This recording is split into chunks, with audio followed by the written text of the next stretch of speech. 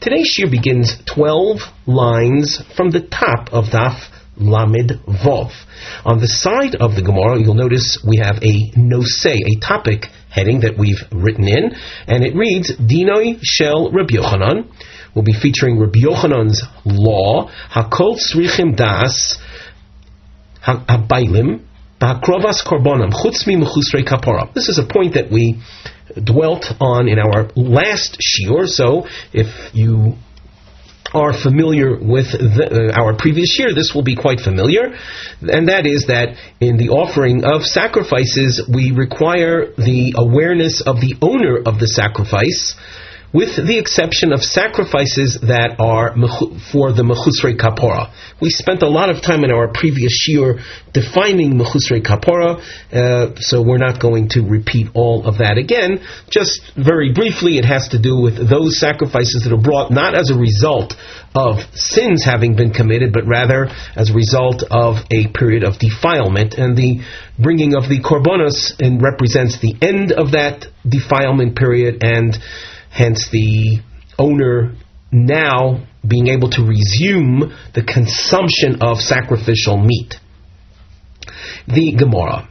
Gufa. Omer Rabbi Yochanan, Kol Tzrichim Das. With regard to the offering of all sacrifices, you need awareness of the owner, that his sacrifice is being offered, chutz mi mechusar kapara, with the exception of those types of sacrifices that are in the category of mechusar kapara.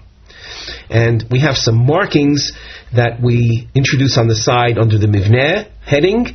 The diamonds are hoichachois lahalochas hamuvois b'malach hagemar. These are proofs to the various halachas that are featured and as the sugya goes on. So what follows the diamond are proofs to whatever is being said. We'll also have a house marking that represents a ma'akav, an attempt to keep track of a give and take style Gemara. The top facing up, the point facing upwards, kushas or Rabbi Yochanan. There'll be challenges to Rabbi Yochanan. The inverted shape will represent shuvos avur Rabbi Yochanan, points of defense for Rabbi Yochanan. The double underline, you can see, is used to highlight a repeating expression, Alma on Rebbe Ozer. So the Gemara will be asking, so why does Rebbe Ozer say whatever he says? The questions that will be asked on Rebbe Yochanan, Mevusasois al Hilchoisov Shel Rebbe Ozer, are based on laws that were taught by Rebbe Ozer. So now, with that introduction aside, we continue in the Gemara. Rabbi Yochanan just said that all sacrifices need owner awareness, except for the realm of sacrifices that constitute mechusrei kapara. And now, proof to that, sharei adam mevi korban al bona v'al benoisov haketanim. A father can bring sacrifices for his children that are minors. Minors do not have das; they're not considered people having awareness in halachic terms. So that shows that when it comes to the issue of mechusrei kapara, if his children had experienced that type of defilement that requires the bringing of korbanos, the father brings on their behalf the required sacrifices. The Gemara asks, Ela me'ata, well, if you're using that as your basis of, let's say, or proof that no das is required, though, so then Yavi Adam Chatas Chelev al Chavero. If a person had eaten forbidden fats from an animal, those forbidden fats are called chelev.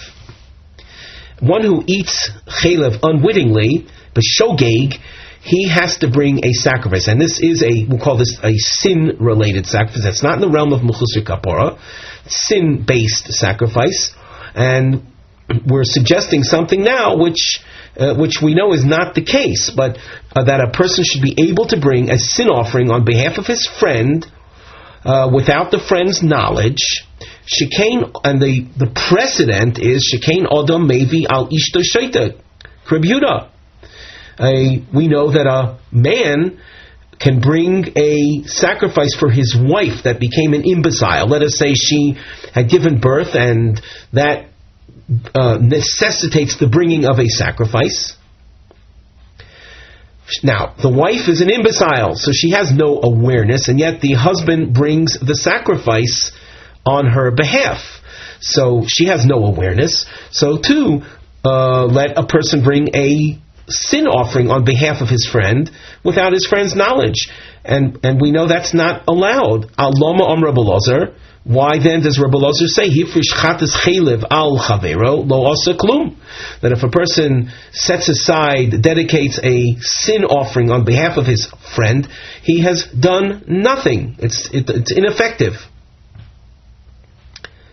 The Gemara responds and says, Ishto shoita heichi domi. The issue of the imbecilic wife. What are the circumstances? I made a slight error before. I made reference to the wife having given birth, but that's not what the Gemara is focusing on. So here the Gemara sets the record straight. What's the case of the imbecilic wife? If she ate the chaylev when she was of no sound mind, there is no korban required to begin with. If she ate it when she was of sound mind, and the husband set aside a sacrifice on her behalf, and then she lost her mind, well, a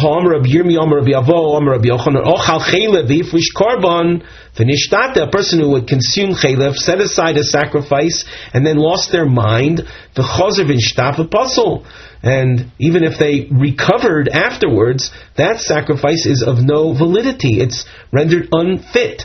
Since during the interim period of being a shoita, the sacrifice has no purpose, it's cast away, and once it's cast away from usefulness, it's of no value.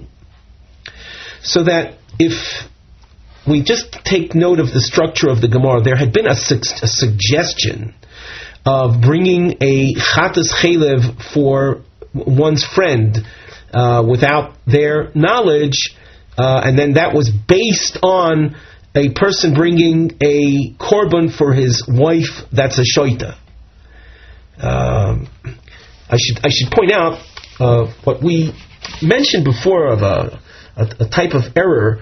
I would like to just go back and say it's not necessarily an error, because what the Gemara was doing, it quoted the idea of bringing a korban for one's wife based on Rabbi Yehuda. I should have made mention of the Gemara on Daf Lamed Hey Omid Beis, where we saw Rabbi Yehuda quoted, and that was in the context of a woman who had given birth. The husband bringing the sacrifices that his wife requires, and that includes korbanos that his wife she needs to bring, even as well, including the case where she would have given birth.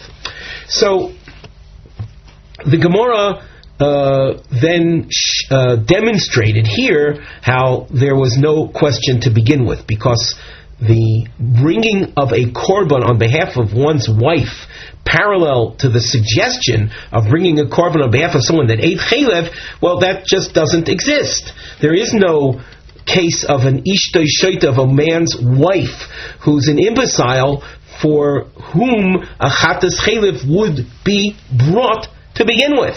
So there's no basis for the suggestion of bringing a chatas chaylev on behalf of one's friend. So with that in mind, the Rabbi Yochanan original halacha stands that when it comes to korbanos that are mechusar kapara, a person can bring the korban even without the party's awareness. The Gemara continues with a new question. Elo me'ata yavi adam pesach al chavero. Let it be that a person can offer a korban pesach on behalf of his friend without the friend's knowledge, and the precedent for that is shekin adam mevi al bonov val benoisav haktanim. A person offers a korban pesach on behalf of his children that are minors, and again, as we said before, minors do not have awareness. Alomam Rebbe Ozer. So why does Rebbe Ozer say Hifrish Pesach HaChaveru lo asa klum? The person who dedicates a korban Pesach on behalf of his friend, it is of no value. So the Gemara answers, Omar Rebbe Zera said lebeis avos. That pasuk, which is the basis of a man bringing sacrifices on behalf of his children, lav d'oraisa. It's not a Torah concept. It's not a doraisa concept. We'll call it a rabbinic level idea. It's not a Torah-based idea. So once again, we see that the basis of asking the question, which we featured in the diamond here, is really not a source from which to ask a question to begin with. And what the Gemara does now is we have a long point, which we call we see the dalid marking, it's a dechi, a long rejection of the suggestion. So what the Gemara, as we say, is going to show that the idea of a father dedicating a korban pesach or bringing it on behalf of his minor children is not something that the Torah expects of us in the first place. Umimai. So, and how do you know that it's not doraisa? Midisnan, from the following source. Haimer Lubonov, a father says to his children, Hareini sheichet es ha-pesach al mishiale mikem rishon Yerushalayim. I am slaughtering this korban pesach on behalf of he who comes first into Yerushalayim. So that the father is announcing that the son or daughter that enters first into Yerushalayim, that enters first Yerushalayim, will be a beneficiary of this korban pesach that he's slaughtering now. The first child to enter head and most of body into the gates of Jerusalem, Zocha b'chelkai, he gains his portion in the Pesach, and as a result of his gaining his own portion, umezakis echavimo, he enables his other siblings to merit a portion as well. V'i amris celebeis avos doraisa. If you were to maintain this idea that a man's children are to be appointed to the korban pesach on a Torah level, this appointment couldn't work, because the appointment to the korban pesach takes place only prior to it being slaughtered. In this case, the appointment is going to be taking place after it has been slaughtered, as we see in the language of the father. Al bisra koyu mezakilu. It's already in meat form. Could it possibly be that that one child who enters first acquires a portion in the Pesach and then benefits the others as well? It's too late in the formal laws of appointment to participate in a korban Pesach. And nevertheless, the source indicated that the first one to enter gains a portion in the Pesach and his siblings along with him. All right, that's true, and that's because there was no Torah need in the first place for him to be appointed, because as being a member of a minor who's a member of his father's family, he's entitled to participate in the eating of the korban pesach even without formal appointment. We're presenting this Gemara making an assumption that the listener is already familiar with the laws of appointment to a korban pesach. I know that is maybe expecting a bit too much, but we don't really have to dwell on that aspect. All we have to point out is that the idea of a man's children that are minors as being appointed to the Korban Pesach is not a Torah concept. They're automatically permitted to eat a Korban Pesach that their father brings. The Meforshim here, the Ran elaborates on that point. So the Gemara asks, if that's all true, that the children would have eaten from the Korban Pesach that he brings anyway, so why did he make this announcement to them? Answer, Kedei Lazarzen b'mitzvahs, in order to create a sense of diligence in the performance of mitzvahs. As he said, he made a type of race, who's going to get there first, in order to show how mitzvah performance requires diligence. Tanya Nami Hachi, the following brisa bears this point out, that the whole speech of the father to his children was Kedei Lazarzon Maise Hoya. An incident took place. V'kidmu bonos lebanim. The girls were swifter than the boys.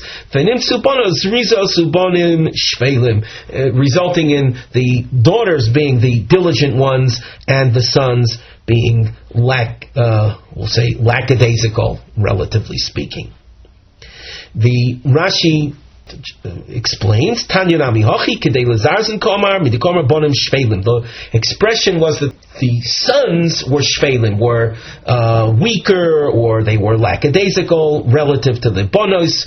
V'lo Komar, it doesn't say in the source Ubonim Lo Yotzu Yedei Chayvasan. It doesn't say that the children don't fulfill their requirement. That indicates to us that this choice of language of the Brisa, that the children were not obligated in the first place on a Torah level, and that the whole ceremony here, the whole deal, was simply to educate the children in diligence that's required for mitzvah performance. So once again, what we saw in this section, as we saw before, there was an attempt to question Rabbi Yochanan's principle, where he had a precedent for his principle, and we demonstrated that the question doesn't even get off the ground, because the precedent for the question was unjustified. The Gemara continues, V'torim es trumoisov v'chulei. Again, we're dealing with the Mudar Hana, and the Mishnah said that even though A told Mr. B, I don't want you to benefit from me, Mr. A can nevertheless tithe his Truma tithe. On the top of Omid Beis, where we continue, we have a new marking. A bow tie shape appears on the side of the Gemara under the Nosei Mivneh heading. The bow tie represents Shtei She'elois Be'inyan Haturim Mishalo Al Shel Chavero. Mr. A is using his own untithed produce to serve as a tithe for his friend's produce. So Mr. A is tithing on behalf of Mr. B, using his own produce to benefit his friend. So that's the environment in which these questions are being presented. Number one, Tzorach Daito Oiloi, to require his awareness that the tithing is going to take place or not. And the second issue is Toivas Hano Shel Mi. The concept of Toivas Hano is what will be presented in the second question. We'll hold off on offering any explanation for now. We'll wait for the question in the middle of the Omid. After the question is presented, you'll notice triangles that appear. They are shlavei birur. They're stages in clarifying Mishel mi hatavua shel hafrosha, whose grains are being used for the tithing. And a double underline will also be used to highlight the question of uledaito deman tzrichim lefaresh hadikotani ledaito. In the Tanaic source that would be quoted in the Gemara, the word ledaito with his awareness appears, and as we've pointed out so many times in learning the Gemara, we call it the pronoun problem. A pronoun is used, and it is oftentimes the subject of inquiry. Who is being referred to? The Gemara at the top.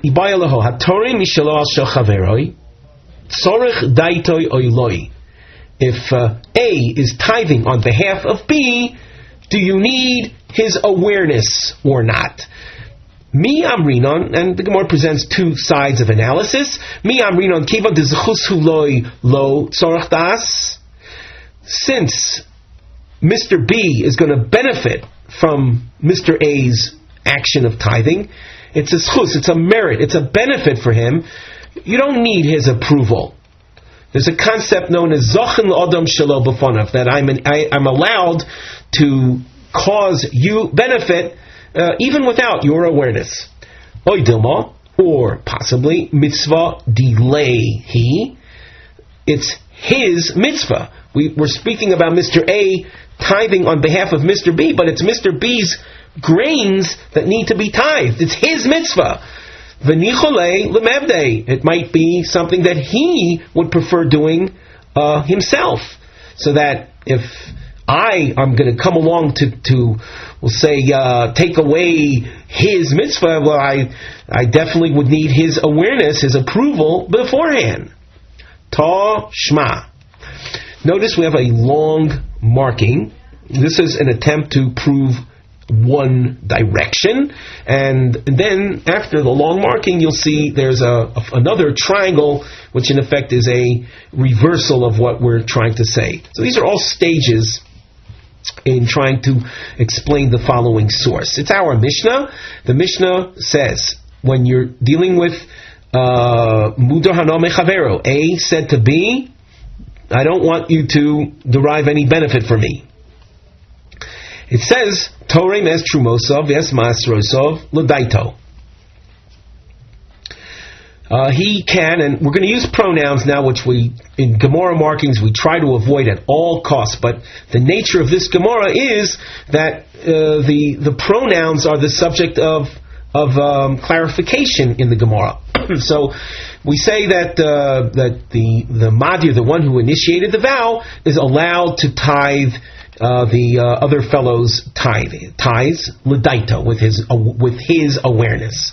But my askinon ilemo Michel Baal Hakri al Baal Hakri.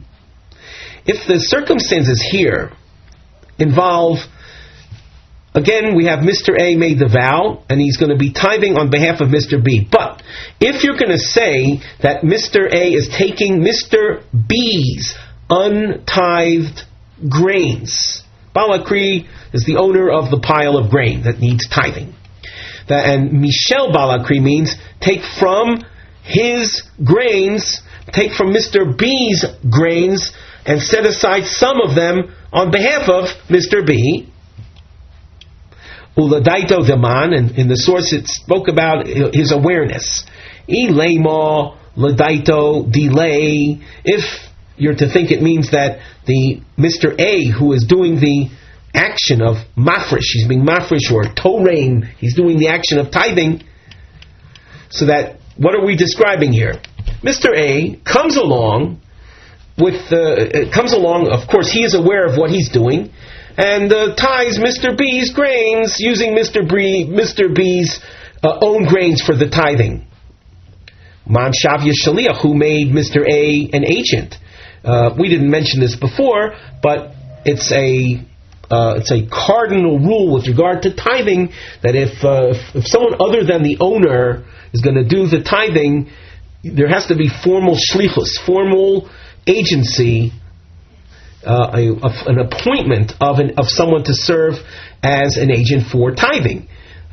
Someone can't just pop out of the blue and go to your grains and set aside some as truma, dedicated as truma and meiser, without being appointed to do thusly.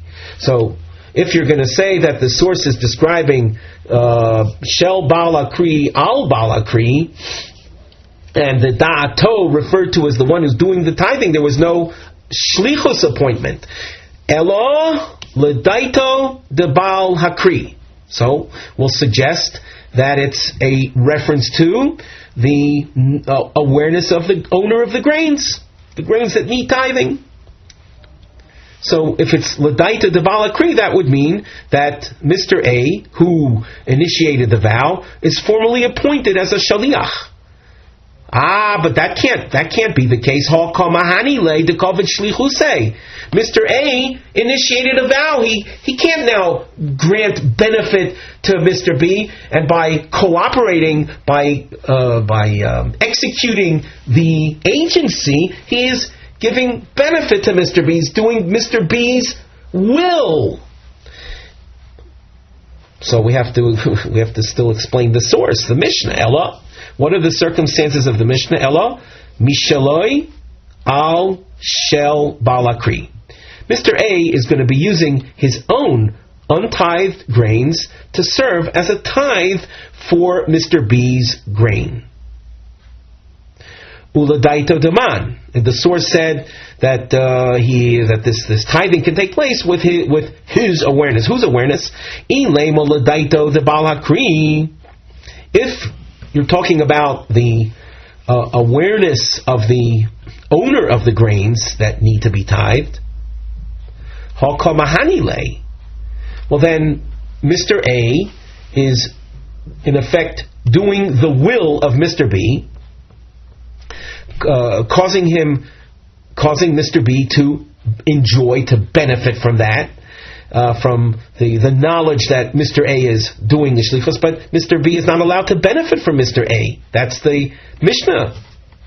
Elo lav l'daite denafshe. So rather, what is happening? Mr. A is taking his own grain and using it to tithe Mr. B's pile of untithed grain. And that's what the Mishnah says you're allowed to do. Now we have an angular brackets here. The Ran claims that this is really extra language, so we don't need to read it.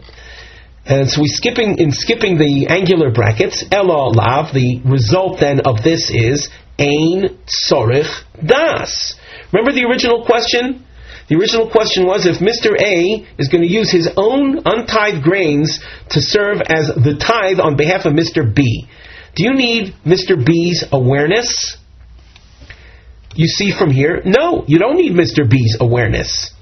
If I were coming along and using Mr. B's grains for the tithe, I can't pop out of nowhere. You need to have shlichus. However, I'm not tithing for Mr. B. I'm not separating from Mr. B's grains. I'm using my own grains to benefit Mr. B and thereby exempt him from further tithing. So this would be a conclusion. Namely, you don't need the das, you don't need the awareness of the owner. Li'olam, the Gemara rejects this and says Li'olam mishel bal akri al bal akri. Now, but when we presented this before, we said, is that and in order for that to work, we said that you need to have the das of the bal akri in order for there to be agency. And then we said that couldn't possibly be the case of the Mishnah because you would be in violation of the vow. If A works as the agent of Mr. B, he's benefiting Mr. B, and he's not allowed to benefit Mr. B in accordance with the vow. So the Gemara says, I have a way around that. We have what we call, you can have your cake and eat it too. We can have a form of agency. In other words, we'll create a license for Mr. A to tithe Mr. B's grains using B's grains, and at the same time not be in violation of the vow. How is that? Kid'oma Rava, based on Rava's teaching, B'oimer Kol Haroitze Litram Yavo V'Yitram. Rava said this in a different context, where it's sufficient if the owner of the grains that needs tithing announces, anyone who wants to come along and tithe can come along, I give them a right to tithe. It's not a specific appointment of agency. It's not that B is pointing to Mr. A, you be my agent, but rather giving general license to anyone who wants to come and perform the tithe, they can come and do it. That's enough as far as shlichus is concerned. However, as far as creating hanol, in B having the pleasure that A is carrying out his will and fulfilling his agency, that isn't the case over here because anyone else could have done it as well. So the Gemara says, just like Rava used this concept in a different context, Hachanami, so too over here, B'oimer v'chulei, meaning b'oimer kol haroitze litrom yov v'litrom. And we have then a case of agency sufficient enough for the tithing to take place, and not so, let's say, focused in agency, which would have resulted in a violation of the vow. But what we have to emphasize at this point is that with this description of the Tanaic source, we don't have an answer to the question. The original question was, what is the din of A using A's grains to exempt Mr. B's pile? That's not what the Mishnah, though, was talking about, so we can't say that we have an answer to the original question. Ba minei Rabbi Yirmiyah mi Rabbi Zera, hatorim mishalo al shel chavero. Similar scenario, A is using his own grains to exempt the grains of Mr. B. Toivas hano shel mi. Rashi, Toivas hano shel mi. Notice that Rashi is just across from here. He says, Oisa prutash yochel lekabel mi-Yisrael acher kedei sheyitna kedei litna leben bita kayin mishel mi hi. I am going to be separating a tithe, and the tithe is given to a Kohen. Imagine someone comes along to me and says, hey, I see that you have some grains that you're dedicating as truma and you're going to give it to a Kohen. I would like you to give it to my grandson. My daughter married a Kohen, so though I'm a Yisrael, my grandson is a Kohen because his father's a Kohen. Give your tithe to my grandson. So I say to this guy coming along with this request, and what's there in it for me? So he says, here, take a pruta. It means take a coin. Take this from me, some kind of a nominal amount of money, and in exchange for that, give it to my grandson. What we just described is toivas hana. We'll say the profit that you can make in giving your tithe to a specific Kohen as per a request. In exchange for my acquiescing to his request, I can make money from that. I'm allowed to get paid for that. We're not talking about selling the truma, that you can't do, but we're talking about the value in benefiting a specific Kohen. What is that value? That particular value is called toivas hana. So Rav Yirmiyah asked Rav Zera, when Mr. A is using his own grains to exempt the grains of Mr. B, and someone comes along with the request that we just saw in Rashi, hey, give the tithe to my grandson, and I'll pay you money for that. I'll pay you money for your agreeing to my request. Who of the two people, Mr. A or Mr. B, is entitled to that money, to that profit? And now the Gemara presents two sides of the question. Mi amrinon, do we say ilav peri dehech, if not for the grains of the one actively doing the tithe? Mi misakno karyadahu, the other guy's pile, Mr. B's pile, wouldn't be tithed, so that the essential player over here is Mr. A, who's using his grains to benefit Mr. B, so that the toivas hana should be paid to Mr. A. Oy dilma, or possibly ilav karya dehahu, if not for the fact there's a pile of grain that needs to be tithed, lo havyan peri dahadain truma. Mr. A's grains that are being used to serve as truma would have no truma identity. They're only truma because there's Mr. B's pile that needs to be tithed. Omar lei, Omar kro, Rabbi Zera responds with a pasuk. The pasuk says, "Es kol tvuas zarachov v'nosata." Without getting into the actual scriptural analysis, Rashi points out from the fact that it says zarachov v'nosata, we learn that the toivas hana, that value, is due to the Baal HaKri, to, in our example, Mr. B, the owner of the pile that needs to be tithed. Esvei, Torem, this is again a quote from our Mishnah. The background to our Mishnah had been a neder was imposed. One was Madir es Chavero. Mr. A declared that Mr. B is to derive no benefit from him. So in our Mishnah it said, Torem es Trumoisov es Masroisov L'daito. Even though Mr. A imposed Hano restriction on Mr. B, Mr. A is allowed to tithe Mr. B's produce. The Amris Tevasano de Baal HaKri, if you're going to say that the Tovasano value is to be paid to Mr. B, the owner of the pile of grain that needed to be tithed, Hokomahanile. So the Mr. A, in separating the tithe, is then causing benefit to Mr. B, because Mr. B, when Mr. A is requested to deliver the Truma tithe to so-and-so's grandson in exchange for a payment, if you're going to tell me, like Rabbi Zera says, the payment goes to Mr. B, well then Mr. A is benefiting Mr. B. Elo shma mino toivas hano delay. So we have to conclude that the toivas hano payment is paid to the mafresh, to the one who's doing the tithing. Amri lo. Now here we have a new, the marking that we started before.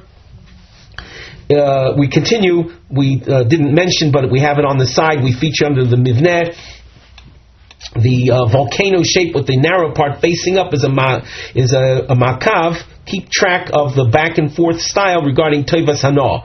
Is it shel Baal HaKri? And the inverted shape it belongs to the mafresh, the one who's doing the tithing.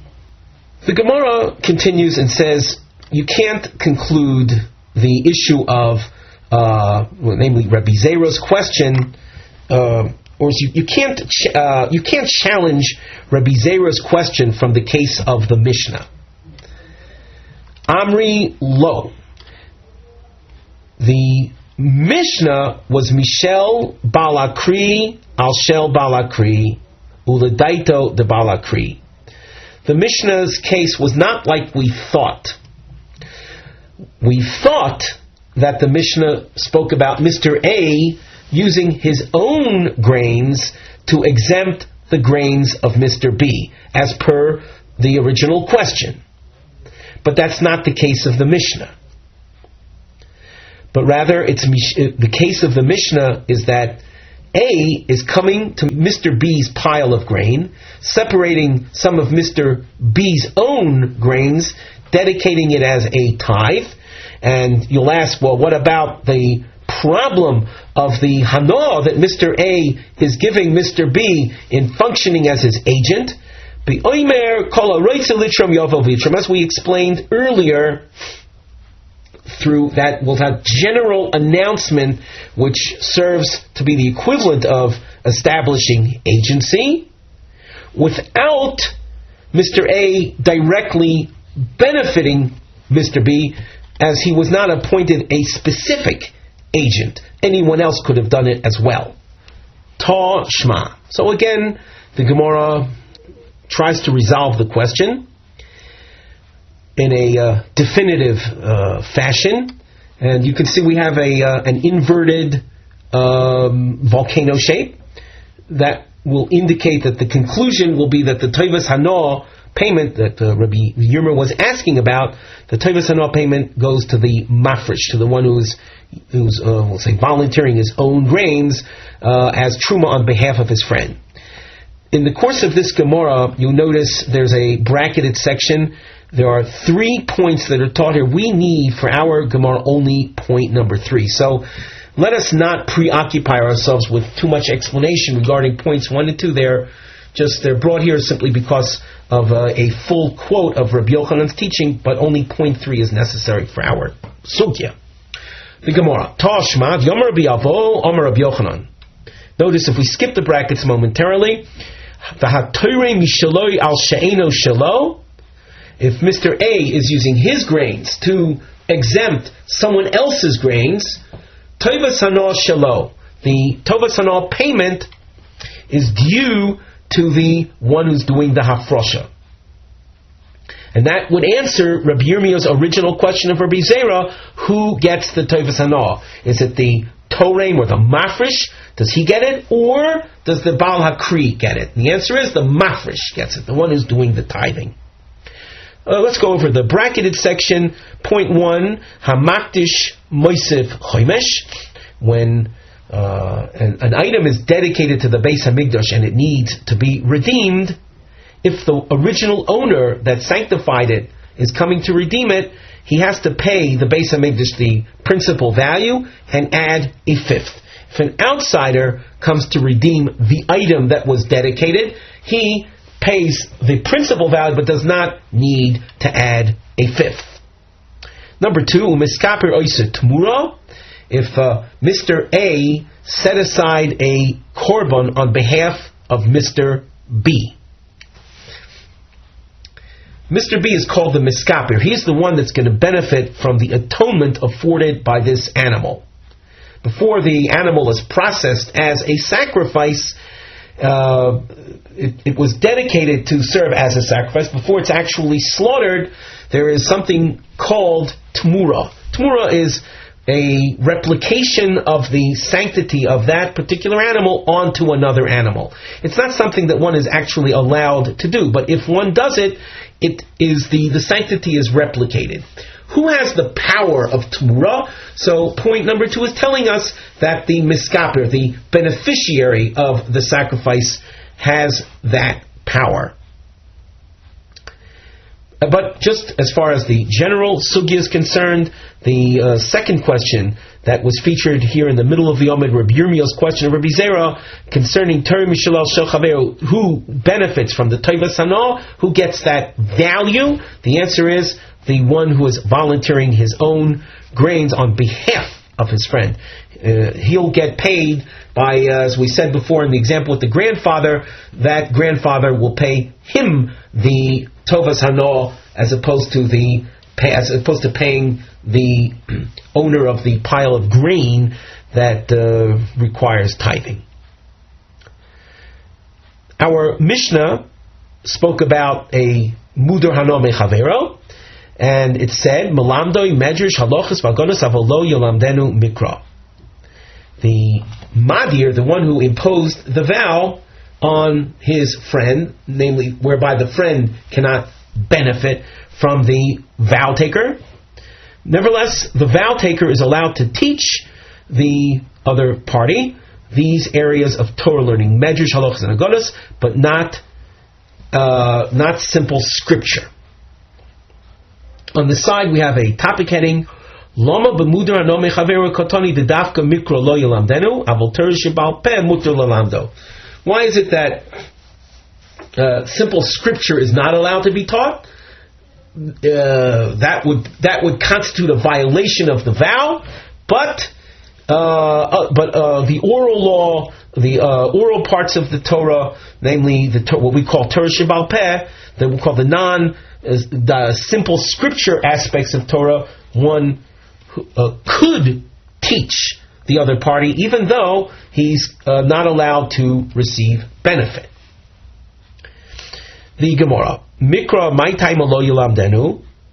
Why can't Mr. A, who imposed the vow on Mr. B, why can't Mr. A teach Mikra verses?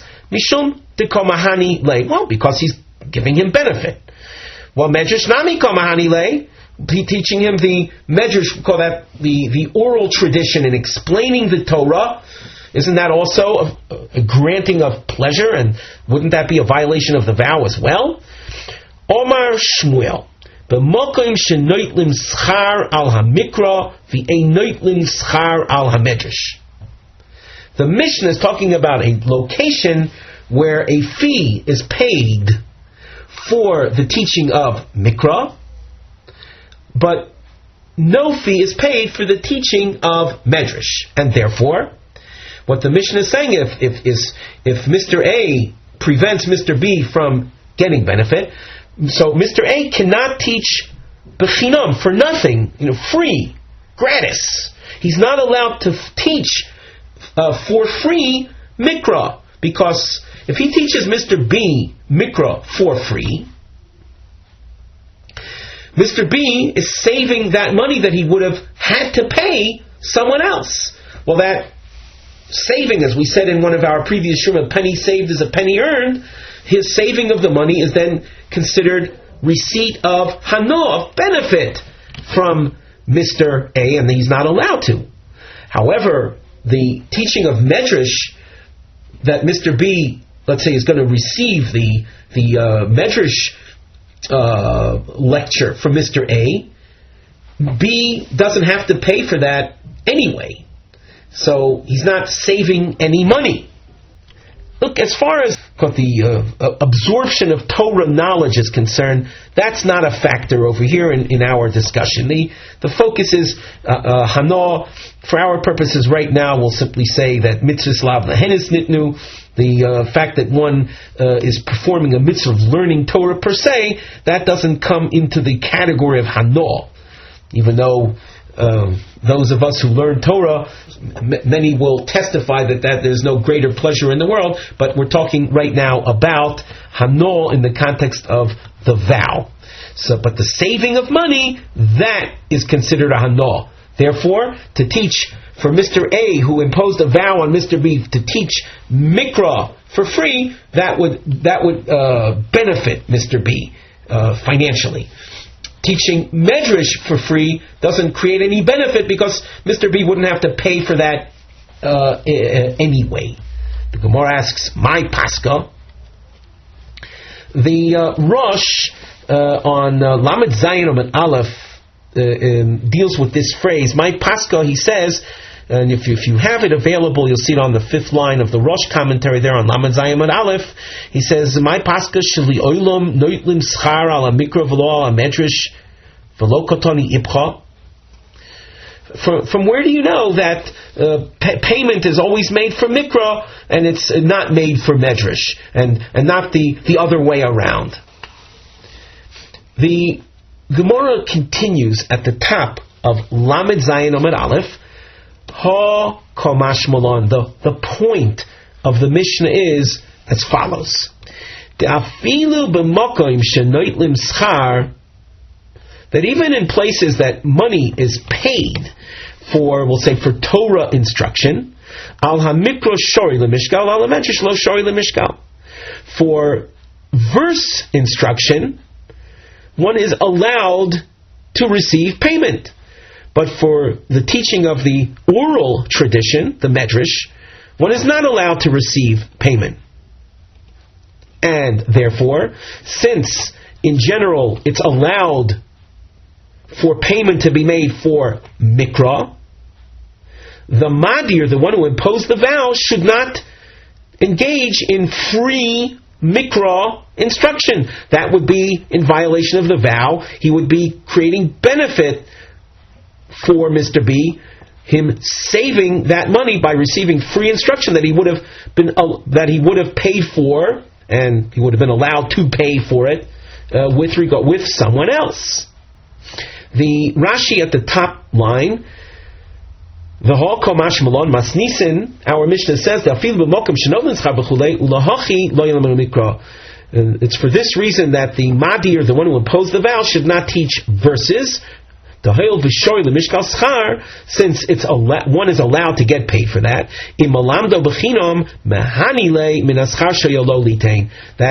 that's imparting benefit to Mr. B, who's not allowed to benefit from Mr. A. And what is the benefit? He's benefiting in saving that money, that fee that he would have otherwise had to pay.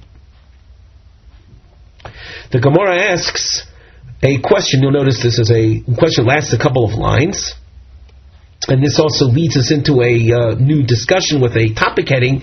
So on the side you see the nosei, be'inyan hamalame Torah b'schar, regarding the teaching of Torah for pay. B'schar meaning tashlum is payment. Mikra, when you have two areas of Torah. Number one is Mikra, and if you skip a couple lines down, you see number two, Torah Shabal Peh. One is the verses, and the other is the oral tradition. Under Mikra, there are two possible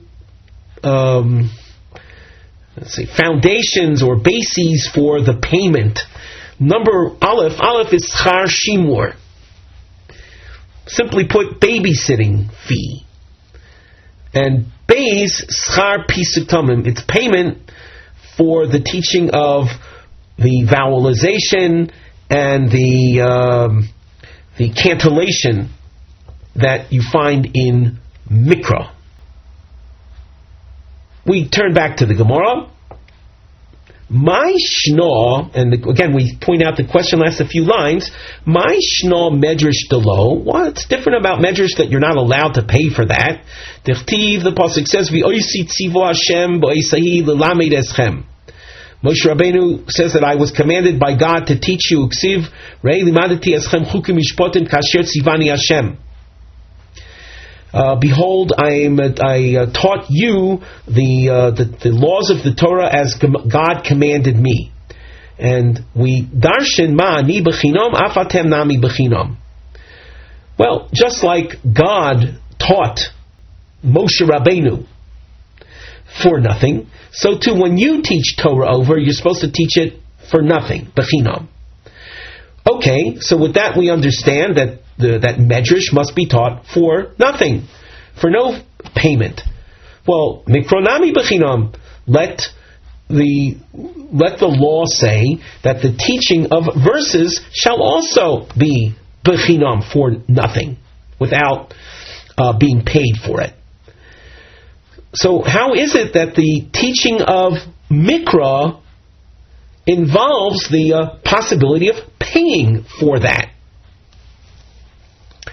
Two explanations. Rav Omar schar shimur. Shimur is a babysitting fee. Young kids, young boys, are generally speaking rambunctious, and in order to keep them at bay, you need an overseer, what we call a babysitter. That's called schar shimur. Literally, shimur is to watch, guard, or watch. The payment made when someone is teaching Mikra, and it's generally speaking young children that would be learning Mikra. Young children don't learn Medrash, so that the idea of payment for Mikra is really not a payment for the communication of the Torah content per se, but it's a payment for the fact that the one who is teaching is also serving as a babysitter, and it's allowed. One is allowed to get paid as a babysitter. Number two, Rabbi Yochanan Amar schar pisuk ta'amim. The payment made in the study of Mikra, again, is not for the Torah content per se, but in addition to the Torah content, the explanation is also the cantillation. Maybe some of you use the word trup, the tune, the vowelization, how to simply read the words, and that one is allowed to pay for. That's not considered a violation of what we saw before. Ma'ani b'chinam, af atem b'chinam. That has to do with the Torah content, the Torah knowledge. But these additional or auxiliary aspects, one is allowed to get paid for. We are in the context of a Daf Yomi schedule, and you can see we've spilled over already a couple of lines onto the new Daf. We're pausing in the middle of a discussion. We've presented, in the meantime, a machlokis Rav and Rabbi Yochanan as to explaining what the basis of paying for Mikra is. As the Gemara continues, we'll be evaluating which opinion is, let's say, the more likely, the one to be accepted. With that, we conclude our shiur for today.